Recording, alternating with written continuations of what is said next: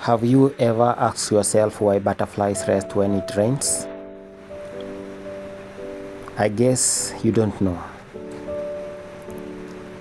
Well, butterflies are one of the most beautiful insects in any garden. Known for their beautiful, colorful paintings on their wings. They move silently, some in groups, others singles. Always not harmful to human beings as well as food crops.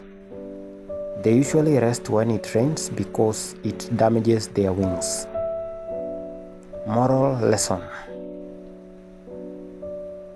it's okay to rest during storms of life, that you will fly again when it's over. Choose to become like a butterfly. Do not harm yourself when the pressure is too high.